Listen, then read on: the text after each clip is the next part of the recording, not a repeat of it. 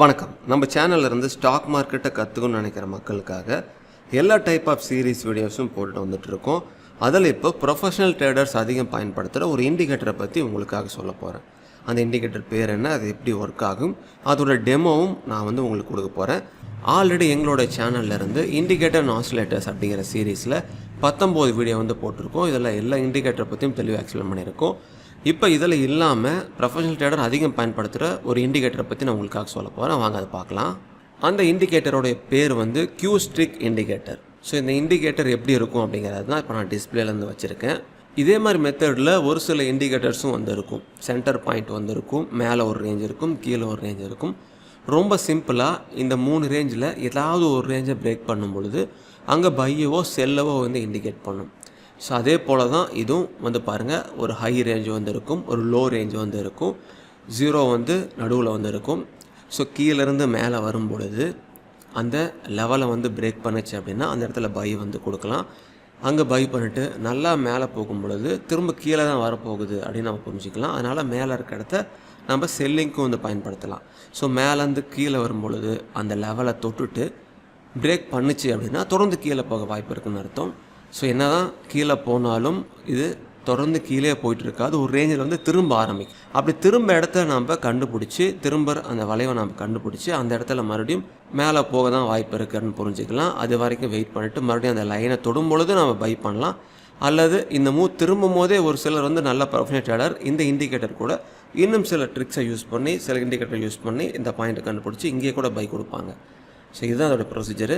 இதே மாதிரியே ஒரு லெவல் மேலே இருக்க லெவல், கீழே இருக்கிற லெவல், சென்டரில் ஒரு ரேஞ்ச் இருக்கும். அந்த ரேஞ்சிலேருந்து கீழேருந்து மேலே பிரேக் பண்ணிச்சுன்னா மேலே, மேலேருந்து கீழே பிரேக் பண்ணிச்சுன்னா கீழே அப்படின்னு இருக்கும். அந்த மாதிரி நிறைய வீடியோஸ் இருக்குது. ஒரு சில வீடியோஸ் நாங்களும் போட்டிருக்கோம், அதை நான் உங்களுக்கு காட்டுறேன். எக்ஸாம்பிளுக்கு R1 இண்டிகேட்டர், இதில் மேலேருந்து கீழே ஒரு ரேஞ்சை பிரேக் பண்ணும்போது பை சேல் இண்டிகேட் பண்ணும். அதே போல் தான் இங்கே பெரும்பாலும் இந்த மாதிரி ரேஞ்ச் எல்லா வீடியோலையும் இருக்கும். ஸோ இந்த இண்டிகேட்டர் எப்படி இருக்கும் அப்படிங்கிறத நான் ஜீரோதா கைட்டில் லாகின் பண்ணி உங்களுக்கு டெமோ கொடுக்குறேன். இந்த இண்டிகேட்டர் எல்லா ப்ரோக்கர்ட்டையும் அவைலபிளாக இருக்கும்னு நினைக்கிறேன். அதனால் நீங்களும் உங்களோட ப்ரோக்கர்கிட்ட செக் பண்ணி பாருங்கள். ஜீரோதா இருந்துச்சு அப்படின்னா நாங்கள் யூஸ் பண்ணுற இதே மெத்தடை ஃபாலோ பண்ணி நீங்கள் அதை செக் பண்ணி பார்க்கலாம்.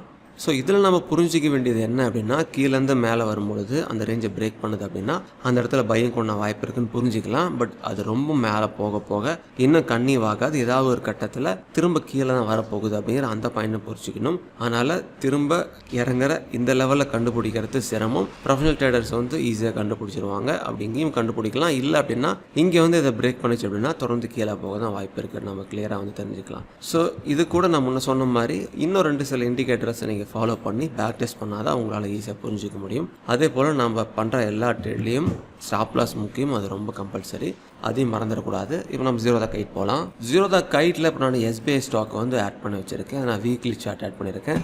ஸ்டடீஸில் நீங்கள் சிம்பிளாக Q ஸ்ட்ரிக்னு கொடுத்தா போதும், வந்துடும். ஜஸ்ட் அதை ஆட் பண்ணால் போதும். ஆட் பண்ண உடனே பாருங்கள், கீழே அந்த இண்டிகேட்டர் வந்துருச்சு. முன்னே பார்த்த அதே ப்ரொசீஜர் தான். ஸோ மேலே ஒரு லெவல் இருக்குது, கீழே ஒரு லெவல் இருக்குது. கீழேருந்து அப்படியே அந்த லைனை பிரேக் பண்ணி மேலே போகுது அப்படின்னா நல்லா பிரேக் பண்ணுற இடத்துலேருந்து மேலே போக வாய்ப்பு இருக்குதுன்னு சொல்லியிருந்தோம். ஸோ இந்த லெவல் நம்ம பார்ப்போம். ஸோ இந்த லெவல் இதை பிரேக் அவுட் பண்ண ஆரம்பிச்சிச்சு. ஸோ இந்த பாயிண்ட்டை வச்சுக்கலாம். இந்த இடத்துல எவ்வளோ இருக்குதுன்னு செக் பண்ணுவோம். ஸோ 614 இருக்குது. இது வீக்லி சார்ட்டில் இருக்குது அப்படிங்கிறதுனால 614 இருந்துகிட்ருக்கு. ஸோ அதுக்கப்புறமா பாருங்கள், திரும்ப இந்த இடத்துல தான் அந்த செல்லிங் கொண்டான பாயிண்ட்டே தொட்டுச்சு. கீழே பிரேக் பண்ணி போகவே மறுபடியும் மேலே தான் ஸ்டார்ட் ஆகிருக்கு. இங்கே அதை கீழேருந்து மேலே பிரேக் பண்ணதுனால இந்த பாயிண்ட் எடுத்து வச்சோம் அப்படின்னா எவ்வளோ தூரம் மேலே போயிருக்கு பாருங்கள். கிட்டத்தட்ட 834 வரைக்கும் போயிருக்கு. இது அப்படியே நம்ம டேயில் மாற்றி செக் பண்ணலாம். டேயில் இன்னும் கிளியராக புரியும். ஸோ லாஸ்ட் நாள் பாருங்கள், கீழேருந்து தான் மேலே பிரேக் பண்ணிச்சு. ஸோ இந்த இடத்துல பாருங்கள், கீழே பிரேக் பண்ணிச்சு, உடனே இவ்வளோ தூரம் கீழே மேலே தாண்டிடுச்சு. இந்த லெவல்லேருந்தே பார்ப்போம். ஸோ இங்கே 777 இருந்துச்சு. அதுலேருந்து எவ்வளோ தூரம் கீழே இருக்குன்னு பார்ப்போம். இந்த ரேஞ்ச் வரைக்கும் வருவோம். 750 வரைக்கும் இருக்குது. ஸோ அவ்வளோ பாயிண்ட்ஸ் இல்லை. ஒரு சிலர் ஒரு 5 பாயிண்ட் 10 பாயிண்ட் பிடிச்சா போதும்னு நினைப்பாங்க. அந்த மாதிரி மக்களுக்கு கண்டிப்பாக அது யூஸ்ஃபுல்லாக இருக்கும்.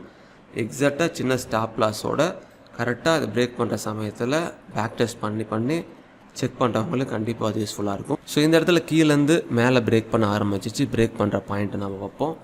ஸோ இங்கே பாருங்கள், இந்த ரேஞ்சு இது க்ளோஸ் ஆன ரேஞ்சே வச்சுக்கலாம். பாருங்கள், 745 இருக்குது. இந்த கேன் 6 எடுத்து அடுத்த கேன் 6ல் க்ளோசிங் கூட நம்ம செக் பண்ணலாம். பாருங்கள், 750 இருக்குது.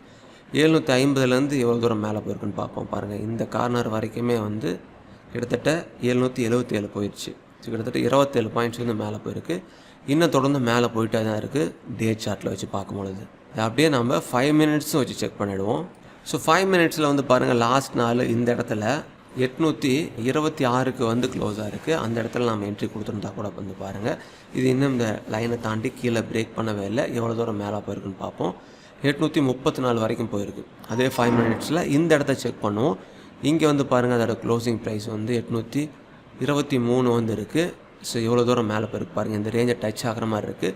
அந்த இடத்துல நீங்கள் செல் பண்ணதாக கூட வச்சுக்கலாம். ஸோ அந்த இடத்துல எவ்வளோ போயிருக்கு, 828 வந்து போயிருக்கு. ஸோ இந்த மாதிரி சிம்பிளாக ஒரு குறிப்பிட்ட 5 மினிட்ஸில் அல்லது 10 மினிட்ஸில் ஒரு குறிப்பிட்ட பாயிண்ட் பிடிக்கணும் அப்படின்னா இந்த இண்டிகேட்டர் வந்து உங்களுக்கு யூஸ் ஆகலாம். ஸோ இங்கே வந்து பாருங்கள், கீழே வர ஸ்டார்ட் ஆகுது. ஸோ இந்த இடத்துலேருந்தே அது கீழே வர ஸ்டார்ட் ஆயிடுச்சு. ஸோ இந்த இடத்துல நம்ம செல் பண்ணியிருந்தோம் அப்படின்னா இந்த இடத்துல செல் பண்ணதாக வந்து வச்சுக்கலாம். 833 இந்த லெவலுக்கு பக்கத்தில் வந்துற இந்த இடத்துல நம்ம திரும்ப அதை பை பண்ணுறதா வந்து வச்சுக்கலாம். 828 வந்து இருக்குது. ஸோ சிம்பிளாக ஒரு குறிப்பிட்ட நேரத்திலே வந்து கிடச்சிருக்கும். ஸோ இவ்வளோ தூரம் கீழே வந்துட்டு மறுபடியும் மேலே போணுச்சு. இந்த லெவலை தாண்டி மேலே போகவே இல்லை. அதனால் தொடர்ந்து கீழே தான் வந்துருக்கு. மறுபடியும் இங்கேருந்து கீழே போக ஸ்டார்ட் ஆனிச்சு பாருங்கள். இங்கே 828 இருக்குது, இங்கே 820 வந்து இருக்குது. ஸோ இது எல்லாமே 5 மினிட்ஸில். இதை இண்டெக்ஸில் நீங்கள் செக் பண்ணிக்கலாம். இண்டெக்ஸில் வந்து பாருங்கள், டே சார்ட்டில் நிஃப்டி இதை நம்ம செக் பண்ணுவோம். சேம் இந்த இடத்துல வந்து பாருங்கள், இந்த டேயில் வந்து மேலே பிரேக் பண்ணி போக ஆரம்பிச்சிச்சு. இந்த இடத்துலேருந்து எவ்வளோ தூரம் மேலே போயிருக்கு பாருங்கள். இந்த கார்னர் வரைக்கும் செக் பண்ணாலும் கூட இங்கே வந்து 49,056 வந்து இருக்குது. இந்த பிரேக் பண்ண இந்த இடம் வந்து 46,700 இருக்குது. எவ்வளோ டிஃப்ரெண்ட்டில் இருக்குது பாருங்கள். இது அப்படியே 5 மினிட்ஸில் இன்டர்டேக்கு செக் பண்ணி பார்ப்போம் யூஸ் ஆகுதா அப்படின்னு. ஸோ இந்த இடத்துல பிரேக் ஆனிச்சு, திரும்ப மேலே போக ஆரம்பிச்சிச்சு. அந்த லெவல் பார்ப்போம். இங்கே 48,831 இருக்குது. திரும்ப அந்த லெவல் தொடவே இல்லை. இவ்வளோ தூரம் மேலே போயிருக்குன்னா கூட 48,943 வந்து இருக்குது பாருங்கள். இது வந்து சின்ன 5 மினிட்ஸில் இருக்கிற ரேஞ்சு. இதே போல் பாருங்கள், இந்த இடத்துலலாம் வந்து அதிகமான சேஞ்சஸ் வந்து நடந்திருக்கு.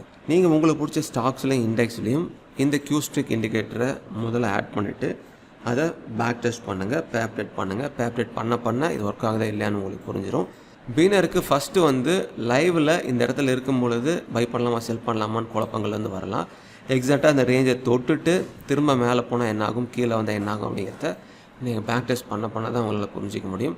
எப்பயும் போல் இந்த மாதிரி வீடியோஸில் நம்ம ஸ்டாப் லாஸ் பயன்படுத்தணும், அதுவும் ரொம்ப முக்கியம். ஸோ ப்ரொஃபஷனல் ட்ரேடர் அதிகம் பயன்படுத்துகிற இந்த இண்டிகேட்டரை நீங்கள் பேக் டெஸ்ட் பண்ணுங்கள். பேக் டெஸ்ட் பண்ணால் தான் உங்களுக்கு ஈஸியாக புரியும். நல்லா பேக் டெஸ்ட் பண்ணிட்டு அதை எந்த ரேஞ்சை தொடும் பொழுது எங்கே பை பண்ணலாம், எங்கே செல் பண்ணலாம் அப்படிங்கிற முடிவு உங்களால் ஈஸியாக வந்து எடுக்க முடியும். ஸோ இண்டிகேட்டரை நம்ம பயன்படுத்தும் பொழுது இன்னொரு இண்டிகேட்டர் பயன்படுத்துறதும் நல்லது. எல்லாமே வச்சு செக் பண்ணும் பொழுது உங்களால் கம்ஃபர்டபுளாக ஒரு என்ட்ரி வந்து கொடுக்க முடியும். ஸோ இதே போல் அடுத்த ஒரு நல்ல வீடியோஸில் உங்களை சந்திக்கிறேன். நீங்கள் இதை பேக் டெஸ்ட் பண்ணுங்கள். பேக் டெஸ்ட் பண்ணிட்டு எப்படி இருக்குன்னு சொல்லுங்கள். மிக்க நன்றி.